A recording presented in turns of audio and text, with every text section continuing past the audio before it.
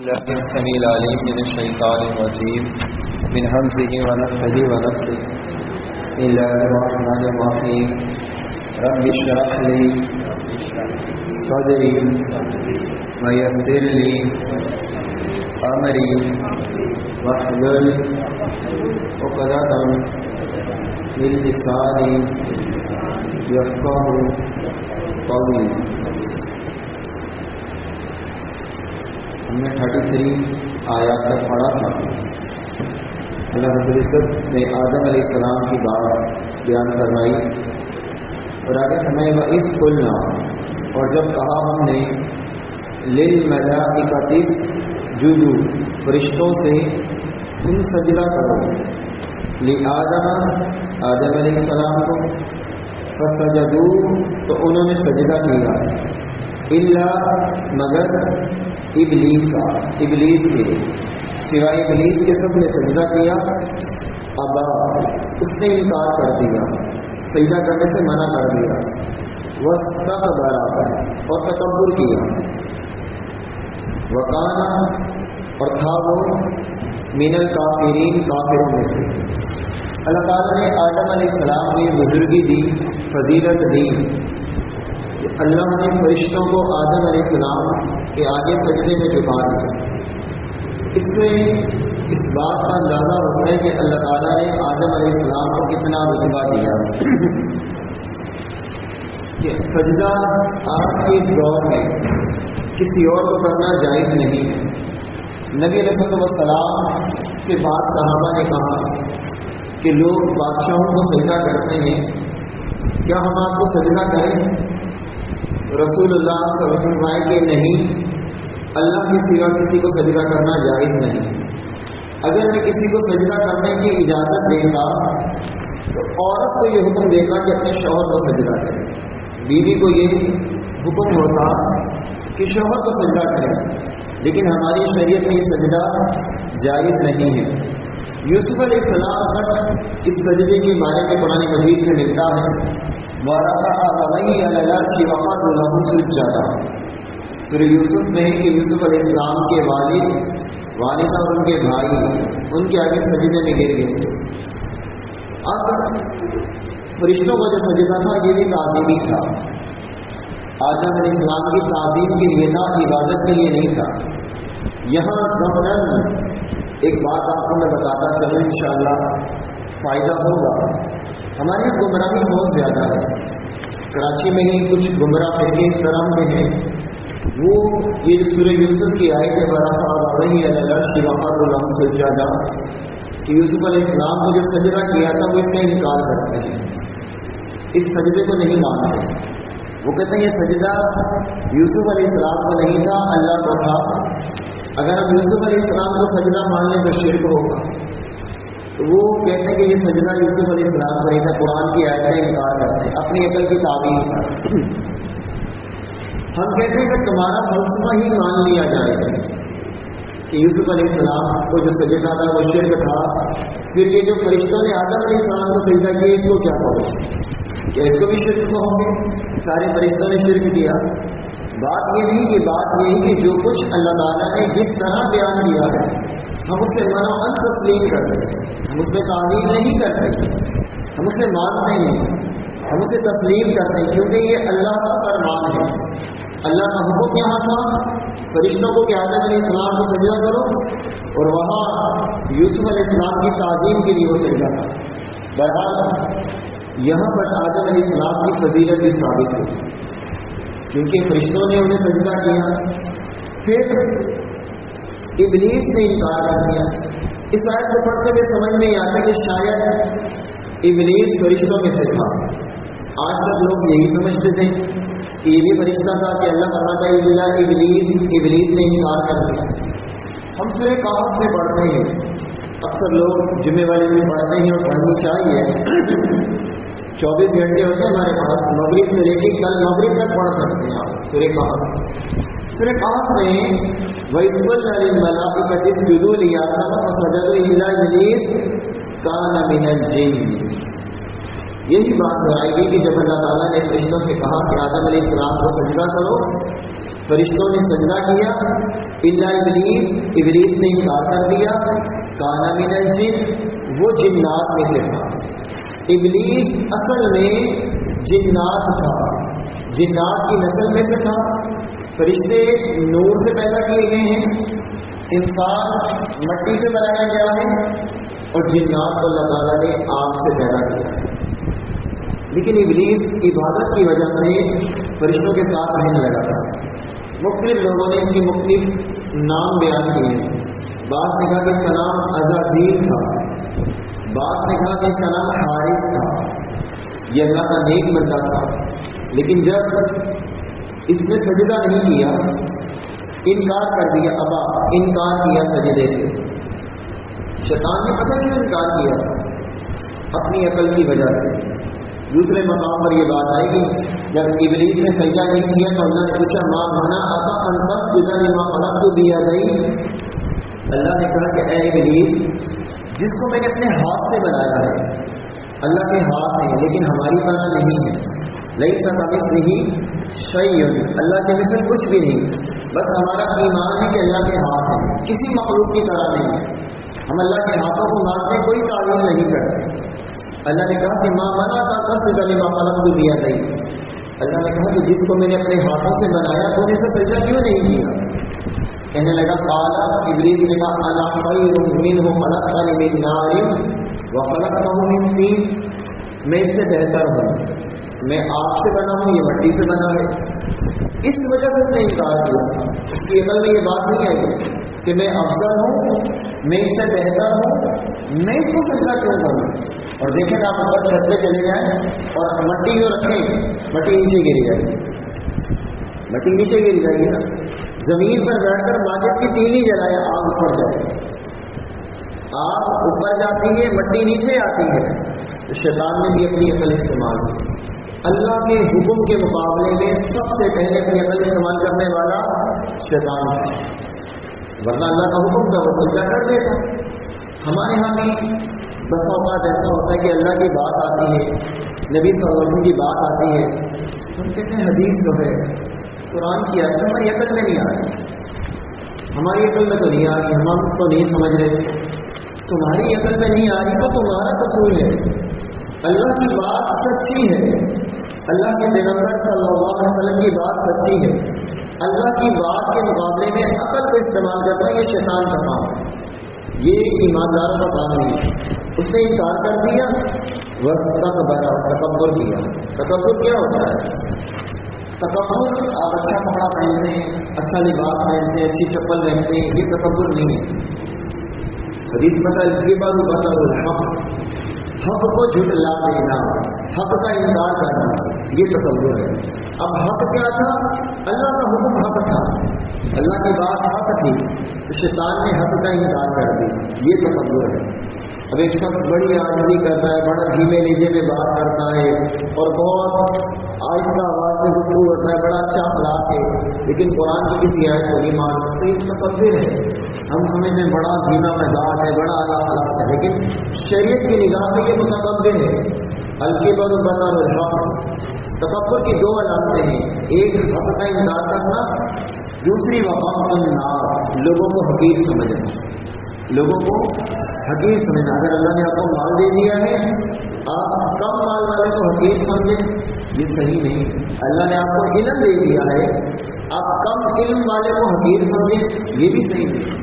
تکبر مال کا بھی غلط ہے، حسن کا بھی غلط ہے، خاندان کا بھی غلط ہے، علم کا بھی غلط ہے، تقوی کا بھی غلط ہے. کوئی شخص اپنے آپ کو متقی سمجھے اور دوسروں کو گناہ گار سمجھتا ہے، یہ بھی تکبر ہے کہ دوسروں کو حقیر سمجھ رہا ہے. وہ سمجھ رہا ہے میں ہی متقی اور پرہیزگار ہوں، باقی دوسرا گناہ گار ہے. تکبر کیا تھا سب سے پہلے شیطان، ابا تکبر.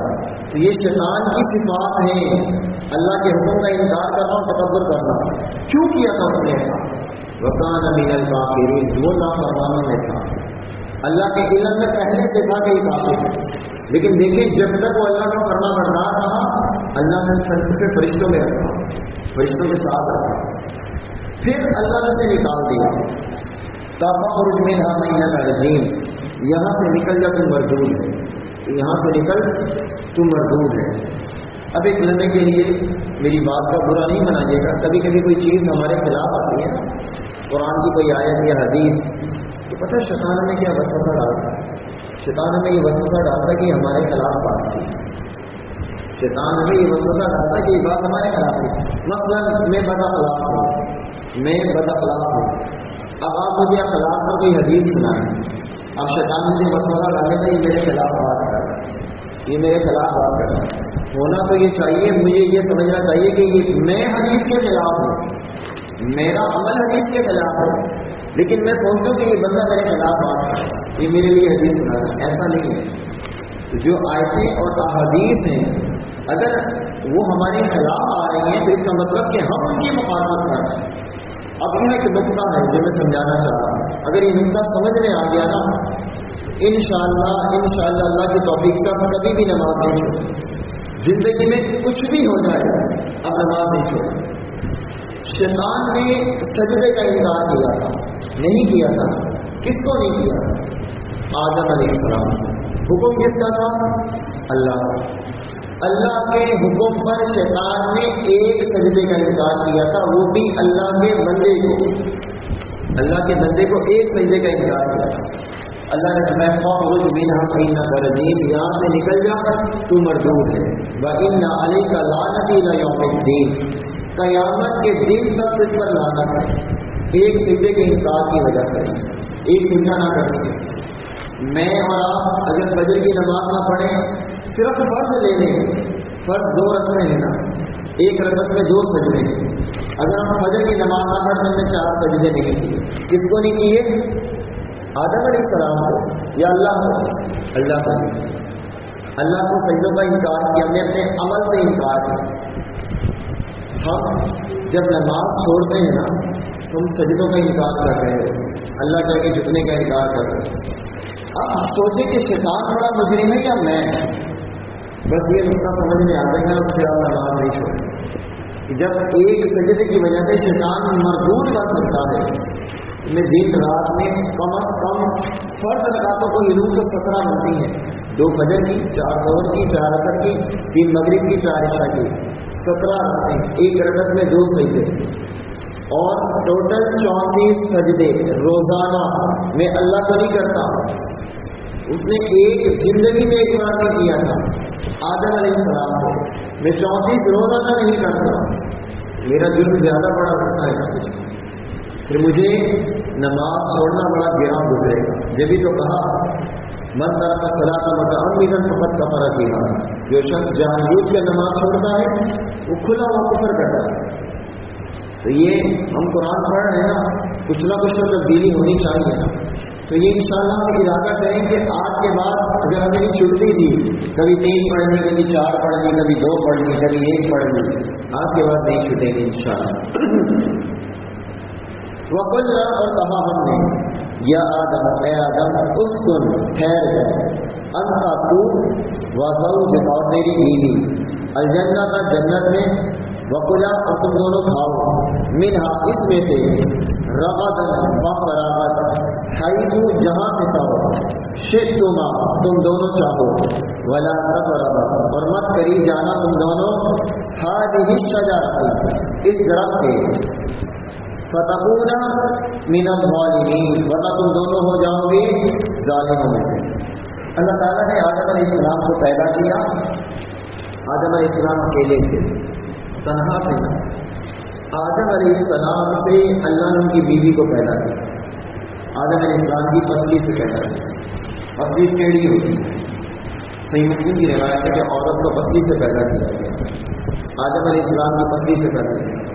ہمارے ہاں دین کا شعور تو ہے، اب لوگ مذاق رکھتے ہیں عورتوں کا اس حوالے سے، عورت کو ٹیڑھی ہے، پسلی سے پیدا کی ہے، سمجھتے یہ عیب ہے۔ اچھا مجھے بتائیں، ہماری پسلی ٹیڑھی ہے نا، گولائی ہے، اگر کسی کی پسلی سیدھی ہوتی وہ اچھا ہے، پسلی ٹیڑھی ہے وہ اچھی ہے، اگر پسلی ٹیڑھی ہو تو وہ عیب ہے، اگر پسلی سیدھی ہو جائے تو وہ عیب ہوگا نا، کہ کسی کوئی بچہ پیدا ہو تو پسلیاں سیدھی ہوں، تو آپ بولیں گے تو عیب دار ہے، پسلیاں ٹیڑھی ہیں اور گولائی میں ہیں، تو یہ تو عیب نہیں، کہ یہ تو خوبصورتی ہے انسان کی باڈی کی، تو ٹیڑھی پتلی سے پیدا کیا گیا، عورت کو خوبصورت پیدا کیا ہے. ہمیں گائیڈ ایسا کیا گیا کہ ہم نے یہ ذہن بنا لیا کہ عورت ٹیڑھی پتلی سے پیدا ہوئی ہے مطلب نعوذ باللہ بری ہے. نہیں، یہ غلط سوچ دی گئی. ہاں، اس کو ٹیڑھ پن سے اس کا فائدہ اٹھاؤ، یہ اس کے ٹیڑھ پن سے فائدہ اٹھاؤ، اسے سیدھا کرنے کی کوشش نہ کرو. اگر یہ ٹیڑھ پن عیب ہوتا حدیث میں تو اسے سیدھا کرو. نبی علیہ السلام نے اسے سیدھا کرنے کی کوشش نہ کرو ورنہ تم اسے توڑ دو گے، اور اس کا توڑنا کیا ہے؟ اسے طلاق دے دو.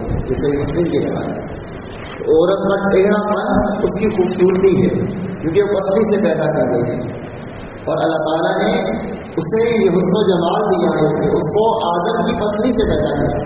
تو آدم علیہ السلام کی بیوی کو اللہ نے پیدا کیا، اور یہ جو میاں بیوی کا جوڑا ہے یہ اللہ نے کیوں بنایا؟ سورہ روم میں لِتَسْكُنُوا إِلَيْهَا، تاکہ تم سکون حاصل کرو. شوہر اور بیوی کے تعلقات ایسے ہوتے ہیں کہ اللہ تعالیٰ نے یہ رشتہ سکون کا بنایا ہے. یہ رشتہ اللہ تعالیٰ نے سکون کا سبب بنایا ہے. قرآن کہتا ہے جس رشتے میں اللہ نے سکون رکھا ہو وہ کتنا سکون ہو. آدم علیہ السلام کو تو اللہ نے بنایا، آدم علیہ السلام کو اکیلے ہی جنت میں داخل کر دیتے، لیکن اللہ نے ان کی بیوی کے ساتھ داخل کیا. کچھ لوگ اکیلے گھومتے رہتے، بیوی بچوں کو گھر میں چھوڑ دیا اور خود باہر دوستوں کے ساتھ غلط گیدرنگ میں گھومتے رہتے ہیں. یہ طریقہ بھی درست ہے. آدم علیہ السلام نے جنت میں، اللہ تعالیٰ نے جب جنت میں آدم علیہ السلام کو بھیجا تو بیوی کے ساتھ بھیجا، بیوی ان کی بڑائی ان کے ساتھ ہے. پھر دیکھیں اللہ نے اعزاز دیا، فرمایا کہ اس جنت میں جاؤ وَقُلَا مِنْهَا رَغَدًا حَيْثُ شِئْتُمَا، اور جہاں سے چاہو کھاؤ، جو پوری جنت ہمارے لیے جائز ہے. آدم علیہ السلام نے کوئی نیکی کی تھی، کوئی عمل کیا تھا؟ کچھ بھی نہیں کیا. بغیر عمل کے اللہ نے جنت دے دی اور پوری جنت دے دی. قیامت والے دن ساری انسانیت جو نیک ہوں گے جنت میں جائیں گے نا، لیکن یہاں بھی خالی ایک جوڑا پوری جنت میں تھا. کتنی بڑی جنت ہوگی. جو ادنا جنتی ہے اس کو بھی دنیا کے بادشاہوں کے برابر ملے گا. لیکن آدم علیہ السلام کو کتنا مل گیا کہ انسان کے تصور سے باہر ہے. میں بڑا تھا بہار نہیں شجا، اس درخت کے پاس آ گیا.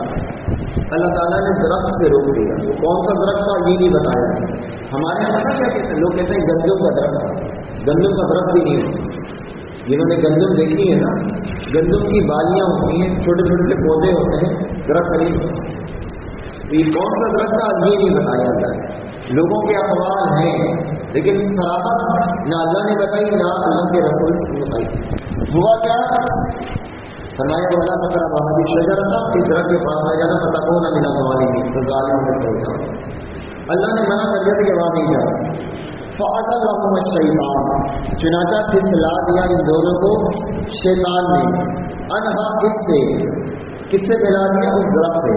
فَأَخْرَجَهُمَا، اور نکلوا دیا اس نے انہیں، مما، اس آرام و راحت سے ہی، کانا تھے وہ دونوں بھی ہی اس میں، وَقُلْنَا اهْبِطُوا، اور ہم نے کہا اترو یہاں سے، بَعْضُكُمْ لِبَعْضٍ، تمہارا بعض کا عدو دشمن ہے، وَلَكُمْ فِي الْأَرْضِ، اور تمہارے لیے زمین میں مستقر ٹھکانہ ہے، وَمَتَاعٌ، اور فائدہ ہے، إِلَىٰ حِینٍ، ایک وقت تک کے لیے. اب جب اللہ تعالیٰ نے جنت میں داخل کر دیا تو جب شیطان کو آسمانوں سے نکالا نا تو شیطان نے کہا، اللہ نے فرمایا مخرج من الطین کا رجیم وإن علیک لعنۃ الی یوم الدین، نکل یہاں سے تو مردود ہے. تو شیطان کہنے لگا قال فبعزتک لأغوینہم اجمعین، تیری عزت کی قسم اسے گمراہ کر، انہیں گمراہ کر. اللہ نے فرمایا قال فالحق والحق اقول، میں سچ کہتا ہوں، میں حق کہتا ہوں اور میری بات سچی ہوتی ہے. لأملأن جہنم منک وممن تبعک منهم اجمعین، منک وممن تبعک منهم اجمعین، میں تجھ سے اور جو تیری بات مانے گے اس سے جہنم کو بھر دوں گا. اب شیطان کو تو مردود قرار دے کے نکال دیا. اب شیطان نے آدم علیہ السلام کو بہکایا. آپ کے ذہن میں یہ سوالات رکھتا ہے کہ آدم علیہ السلام جو جنت میں تھے، شیطان بھی کیسے بہکا دے؟ یہ تو باہر آ، تو کیا شیطان بھی جنت میں چلا گیا؟ وہ تو گناہ گار بن گیا، مردود بن گیا، اور وہ جنت میں جا ہی نہیں سکتا. اس کے کئی جوابات ہیں. پہلا جواب یہ کہ حقیقت اللہ ہی بہتر جانتا ہے، ہمیں اللہ نے بتا دیا، ہمیں مان لیا۔ دوسرے مقام پر اللہ نے ہمیں خبر بتائی ہے کہ وہ شیطان نے بھی وسوسہ ڈالا ہے، تو شیطان نے وسوسہ ہو سکتا ہے جب وہ جنت میں داخل ہو تو کبھی ڈال دیا ہو کہ جنت میں ایک درخت ہے، اس کے اگر تم اس کو کھا لو گے تو ہمیشہ جنت میں رہو گے۔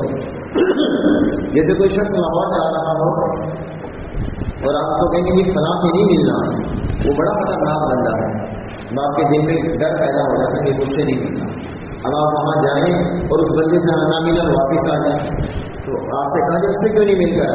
کہا مجھے فلاں نے ڈرا دیا، وہ فلاں تو کراچی میں تھا، مطلب اس سے پہلے ہی آپ کو ڈرا دیا۔ تو شیطان نے یہ وسوسہ ڈالا تھا انہیں، سورہ اعراف میں آ رہا ہے کہ اس درخت کے پھل کو نہیں کھانا ورنہ تم ہمیشہ کے جنتی ہو جاؤ گے، ہمیشہ رہو گے۔ وَقَاسَمَهُمَا إِنِّي لَكُمَا لَمِنَ النَّاصِحِينَ، اور قسم کھا کر کہتا ہے کہ میں تمہارا خیر خواہ۔ اب دیکھیے انسان کی عادت بھی کیسی ہے، اللہ نے پوری جنت آدم علیہ السلام کے لیے جائز قرار دی، کئی درخت کے بعد آ وہ پوری جنت کو چھوڑ کے نہیں چلے۔ یہ ہوتا ہے، میں آپ سے کہوں گا یہ سارے کھانے رکھے ہیں آپ نے، بس اس کو نہیں کھانا باقی سب کھائیں، آپ اس سب کو چھوڑ کے اسی کی طرف دیکھیں گے کسی میں کیا، اس کا ڈھکن اٹھا کے دیکھو اس میں ہے کیا، باقی سب کو چھوڑو وہ بتاؤ وہ کیا ہے۔ یہی ہے نا ہماری عادت، آدم علیہ السلام نے بھی یہی کیا، جو پوری جنت 100 سال بھی اگر ایک درخت کے نیچے چلتے رہو گے تو سایہ ختم نہیں ہوگا، اتنی بڑی جنت، لیکن یہ اسی درخت۔ موسیٰ علیہ السلام اور آدم علیہ السلام کی عالم اللہ سے ملاقات، صحیح مسلم کی روایت ہے، غالباً صحیح بخاری یا مسلم کی روایت ہے۔ تو موسیٰ علیہ السلام نے آدم علیہ السلام سے کہا کہ تم نے جنت کا پھل درخت کھا لیا اور ہمیں جنت سے نکلنا پڑا، تم نہ کھاتے ہم وہیں رہتے، تم نے وہ کیوں کھایا؟ موسیٰ علیہ السلام آدم علیہ السلام سے کہتے ہیں عالم ارواح میں، آدم علیہ السلام نے کہا تم نے کہاں پڑا مجھے جنت کا پھل تھا، اس درخت کو کھایا۔ موسیٰ علیہ السلام کہتے ہیں تورات میں نے تورات میں یہ بات پڑھی۔ تو آدم علیہ السلام نے کہا کہ تورات تو اللہ نے میرے پیدا ہونے سے 1000 سال پہلے لکھی تھی، اللہ نے تو میرے پیدا ہونے سے پہلے ہی لکھ دیا تھا میں وہ کھاؤں گا، مجھے کیوں ملامت کر رہے؟ نبی علیہ السلام نے کہا کہ آدم علیہ السلام موسیٰ علیہ السلام پر غالب آ، دنیا میں جب کھایا تھا نا جنت میں تب اللہ کو یہ نہیں کہا کہ میری قسمت میں لکھا ہوا کہا کہ ربنا ظلمنا انفسنا وان لم تغفر لنا وترحمنا لنكونن من الخاسرين، اللہ میں نے اپنے اوپر زیادتی کی ہے تو مجھے معاف کر دے ورنہ ہم خسارہ پانے والے ہیں۔ اب شیطان نے انہیں ورگلا دیا، قرآن کے طرف اسا آدم ربہ فغوی، آدم علیہ السلام نے اللہ کی نافرمانی کی اور جنت سے نکال دی گئی۔ اللہ نے فرمایا قل اہبطوا، اتر جاؤ یہاں سے، اللہ نے اتار دیا جنت۔ کہاں اتارا یہ بھی نہیں پتا، لوگوں نے باتیں کی، یہاں تک لوگوں نے لکھا کہ ہندوستان میں اتارا، لکھنے والا پتا ہے، بات نے کہا کہ ہندوستان میں اتارا، بات نے کہا کہ میدان عرفات میں اتارا۔ لوگ کہتے ہیں کہ میدان عرفات، لوگوں نے تعویلیں کی، یہ تعویلات ہیں، کہا کہ اس کا نام عرفہ اسی وجہ سے، عرفہ کا مطلب ہوتا ہے پہچانا، پہچان کا کہ جب آدم علیہ السلام اور حوا علیہ السلام دونوں کو اتارا ان دونوں نے اس میدان میں ایک دوسرے کو پہچان لیا، اس وجہ سے اس میدان کا نام عرفہ ہے۔ لیکن یہ صرف اقوال ہے، نبی علیہ السلام کی حدیث نہیں بتانا، اس وجہ سے ضروری ہے کہ آپ تفسیر پڑھیں تو آپ کے علم میں یہ بات ہونی چاہیے۔ کل کو کوئی آپ کو بتائے تو آپ یہ کہہ سکتے ہیں کہ حدیث نہیں، لوگوں کے قول ہے۔ بہرحال اللہ نے اتار دیا، بات ہمارا باپ کا دشمن ہوگا۔ آج آپ دیکھ لیں انسان انسان کا دشمن ہے، بلکہ بھائی بھائی کا دشمن بنا ہوا، بات بات کا دشمن ہوگا۔ وَلَكُمْ فِي الْأَرْضِ، اور تم زمین میں رہو گے، کب تک؟ مستقر، ایک ٹھکانہ ہے کچھ مدت کے لیے، وَمَتَاعٌ إِلَىٰ حِينٍ، اور کچھ فائدہ اٹھاؤ گے۔ ہم ہمیشہ کے لیے زمین پر نہیں آئے، ہمارا اصلی گھر جنت ہے۔ اللہ نے ہمیں یعنی ہمارے باپ آدم علیہ السلام کو پیدا کر کر جنت میں داخل کر دیا تھا۔ ہمارا گھر تو وہ ہے جو ہمارے باپ کا گھر ہے، جو ہمارے باپ کو اللہ نے دیا تھا۔ اب کسی غلطی کی وجہ سے میں نکال دیا گیا ہے، اور پھر آگے اللہ فرما رہا ہے کہ جو اللہ کی اطاعت کرے گا اب ہم چین ہوں گے، اب ہم چین ہوں گے، وہاں تو فیل ہوں گے نا، درخت کے لوگ درخت کے پاس چلیں گے، نکال دیں گے، اب دنیا میں چین ہوں گے۔ جس نے اللہ کی مان لی، جہاں جہاں اللہ نے روکا وہاں وہاں وہ رک گیا، جیسے اللہ نے چلایا ویسے وہ چل پڑا، اللہ سے واپس جنت تک آ گیا، جہاں سے نکالا گیا ہے وہاں واپس آ گیا۔ اس کو یوں مثال سے سمجھیں، آپ ایک جاب ملے گی، بڑی اچھی جاب ہے، آپ کو بونس بھی ملتا ہے، میڈیکل بھی فری ہے، گاڑی بھی ملی ہوئی ہے، بنگلہ بھی ملا ہوا ہے۔ اب آپ سے کوئی غلطی ہو جاتی ہے، آپ نے کہا کہ آپ کو سسپینڈ کر دیا جائے، آپ کو نکال دیا۔ جب آپ کی جاب چھوٹی تو آپ کو دکھ ہوا کہ کیا ہوا۔ اب باس نے آپ سے کہا کہ 3 مہینے آپ کو چیک کرو، اگر آپ صحیح رہے تو واپس جاب کریں۔ اب آپ بتاؤ 3 مہینے آپ کیسے گزارو گے؟ 3 مہینے آپ ایسے گزارو گے کہ باس کی کوئی نافرمانی کا سوچو گے بھی نہیں۔ اللہ نے ہمیں جنت دی، کسی وجہ سے نکال دی، اللہ نے ہمیں دنیا میں بھیج دیا کہ چلو 50 سال 60 سال 70 سال 80 سال آپ کی عمر ہے، اب اللہ آپ کو چیک کرتا ہے کہ آپ کیسے چلیں۔ اگر ٹھیک چلے تو واپس جنت مل جائے، اب جو واپس جنت میں جانا چاہتا ہے وہ ٹھیک چلے گا۔ فتح پھر سیکھ لیے آدم علیہ السلام نے میرے رب بھی اپنے رب سے کلمات چند کلمے فتح، چنانچہ متوجہ ہوا اللہ مہربانی کے ساتھ علیہ اس پر، انہم بے شک وہ التواب الرحیم، وہی ہے بہت توبہ قبول کرنے والا اور نہایت رحم کرنے والا۔ جب آدم علیہ السلام کو جنت سے نکال دیا گیا پھر آدم علیہ السلام رونے لگے، دکھ ہوا نا کہ وہ گھر اتنی لذتیں آسائشیں، جب انہوں نے یہ درخت کھا لیا، اس کو چکھ لیا، سب سے پہلے تو ان کا لباس اتر گیا، جنت کا لباس سب اتر گیا، پھر یہ جنت کے پتے جو اپنے جسم پر لگانے لگے، اللہ نے جنت سے نکال دیا۔ ایک نقطہ اور بھی ہے یہاں، آدم علیہ السلام کو جنت سے کیوں نکالا؟ ایک سبب ہے اللہ کی نافرمانی، مطلب اگر اللہ کی نافرمانی جنت میں بھی ہو اللہ نے باہر نکالا، اور اللہ کے اس بندے سے ہو جسے اللہ نے اپنے ہاتھ سے بنایا پھر بھی اللہ نے اسے نکالا، اور ہم باہر دنیا میں ہیں اور اللہ کی نافرمانیاں کرنے کے بعد یہ سمجھے کہ جنت ہماری ہے، یہ تو ہماری بھول ہے نا۔ جب نافرمانی جنت میں بھی ہوئی تو اللہ نے باہر نکال دیا، مطلب گناہ اور جنت یہ ایک ساتھ نہیں ہو سکتے، یہ ذہن میں رکھیں۔ گناہ گار جنت میں نہیں جائے گا، اگر کسی کے پاس گناہ ہوں گے یا تو اللہ اسے معاف کر دے گا، گناہوں سے معاف کر کے جنت میں لے کے جائے گا، یا اسے جہنم میں جلائے گا کہ اس کے گناہوں کا وبال اسے مل جائے پھر جنت میں لے جائے گا۔ جب کوئی شخص جنت میں داخل ہوگا تو گناہوں سے پاک ہوگا، گناہوں کے ساتھ جنت میں نہیں جائے گا، اللہ اسے گناہوں سے پاک کر کے جنت میں لے جائے گا۔ جنت اور گناہ یہ ایک ساتھ جمع نہیں ہو سکتے۔ بہرحال اللہ تعالیٰ نے آدم علیہ السلام کو نکال دیا، اب آدم علیہ السلام نے اللہ سے چند کلمات لکھے۔ یہ کلمات کیا ہے؟ ہمارے یہاں عام طور پر یہ بات بڑی مشہور ہے، آدم علیہ السلام نے کہا کہ اے اللہ میں محمد صلی اللہ علیہ وسلم کے وسیلے سے معافی مانگتا ہوں، مجھے معاف کر۔ اللہ نے پوچھا یہ محمد کون ہے؟ آدم علیہ السلام نے فرمایا کہ جب تو نے مجھے پیدا کیا تو میں نے آسمان پر اوپر لکھا ہوا دیکھا لا الہ الا اللہ محمد رسول اللہ، تو میں نے کہا کہ جس کا نام تو نے اپنے نام کے ساتھ لکھے تو بڑی کوئی اونچی ہستی ہوگی، اس وجہ سے میں نے اس کے وسیلے سے معافی مانگی۔ یہ جھوٹی روایت ہے، اس کی کوئی اثر نہیں۔ ملا علی قاری نے موضوعات کبیر میں لکھی، ملا علی قاری حنفی عالم ہے، انہوں نے بھی اپنی کتاب موضوعات کبیر جس میں جھوٹی حدیثیں جمع کی ایک جگہ، اس میں اس روایت کو لکھا جھوٹی روایت ہے۔ ہر رسول کا نام اللہ کے نام کے ساتھ آتا ہے، پہلی بات تو یہ ہمارا کلمہ ہے لا الہ الا اللہ محمد رسول اللہ۔ جو لوگ عیسیٰ علیہ السلام کے ماننے والے عیسیٰ علیہ السلام کے دور میں تھے ان کا کلمہ کیا ہے؟ لا الہ الا اللہ عیسیٰ روح اللہ، عیسیٰ روح اللہ، عیسیٰ اللہ کی روح ہے۔ موسیٰ علیہ السلام کے ماننے والوں کا کلمہ کیا تھا؟ لا الہ الا اللہ موسیٰ کلیم اللہ، موسیٰ وہی جن سے اللہ نے کلام کیا۔ لا الہ الا اللہ ابراہیم خلیل اللہ، لا الہ الا اللہ محمد رسول اللہ، یہ ہمارا کلمہ ہے۔ ہر امت کا کلمہ الگ تھا، لا الہ الا اللہ سب کے ساتھ تھا، اگلا جو جملہ تھا ان کے پیغمبر کی رسالت کا اقرار، جیسے ہمارا ہے تو یہ بات ویسے ہی غلط ہے، ہر پیغمبر کا نام اللہ کے نام کے ساتھ۔ اچھا، اور اگر کسی کا نام عبداللہ ہو اللہ کا بندہ ہر بندے کا نام اللہ کے نام کے ساتھ آ گیا.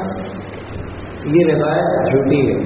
ہاں اللہ فرماتا ہے فخلق آدم لربہ کلمات، آدم علیہ السلام نے کلمات پوچھے. آدم علیہ السلام کو جو سب سے پہلی عبادت سکھلائی گئی تھی وہ دعا تھی. دعا ہی ہے نا یہ جو سکھائی گئی. اور یہ دعا کیا تھی؟ سورہ اعراف کی آیت نمبر 23 میں ہے، 9ویں پارے 8ویں پارے میں.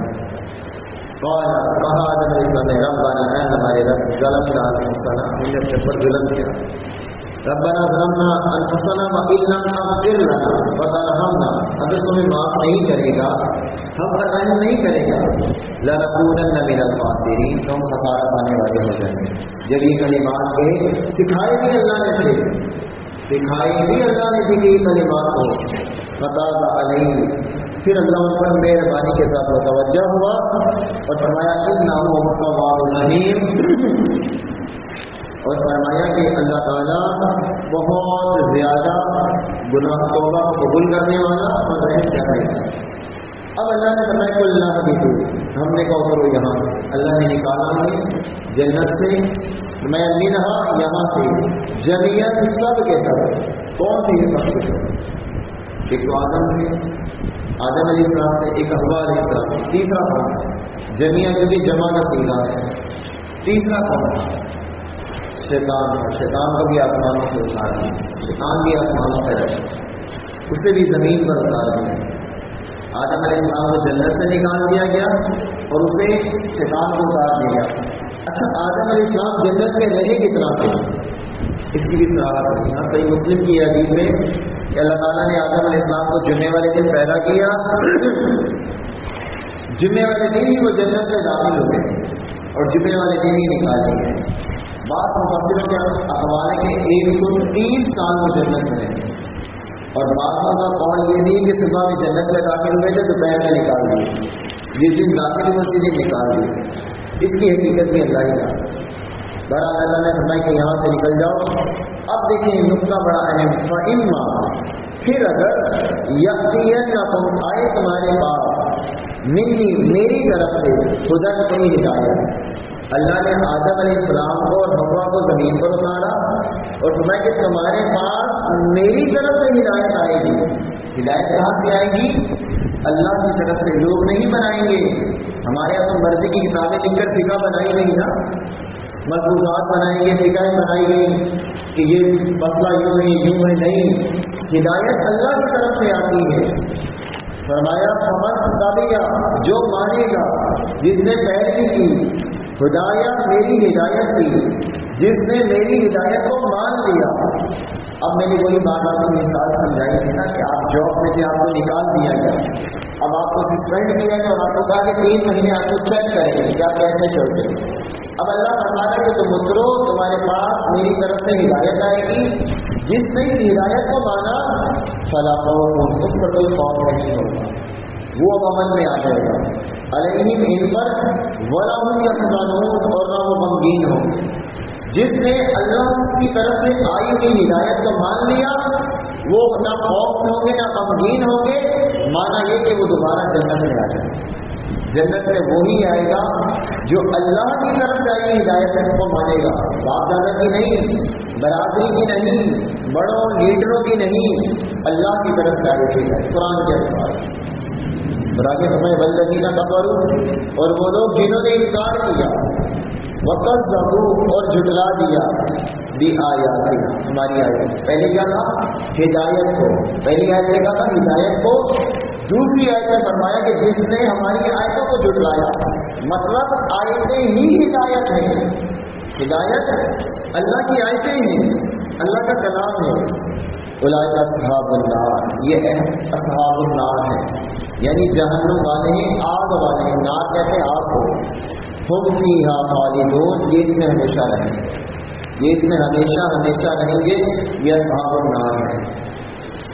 اب پتہ یہ چلا کہ جو اللہ کی طرف سے ہدایت آئی ہے اس پر جو عمل کرے گا وہ اللہ کی جنت میں واپس چلا جائے گا، اور جو اللہ کی طرف سے ہدایت کو نہیں مانے گا، جھٹلا دے گا، وہ جہنم میں جائے گا، آگ میں جائے گا اور اس میں ہمیشہ رہے گا.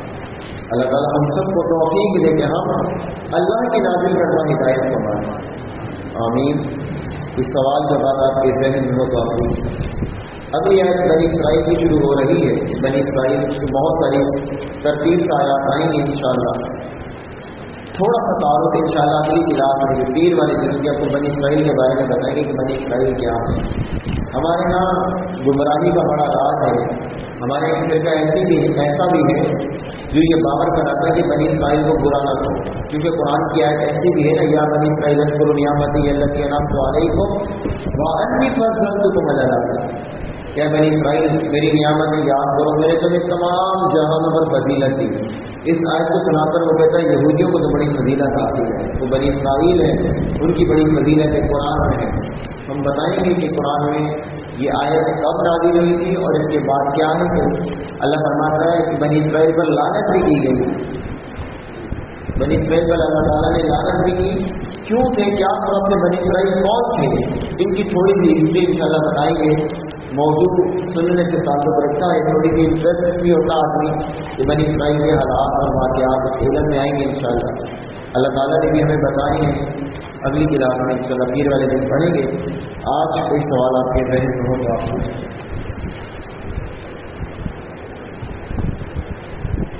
دعا پڑھیں، سبحانک اللہم وبحمدک اشہد ان لا الہ الا انت استغفرک واتوب الیک۔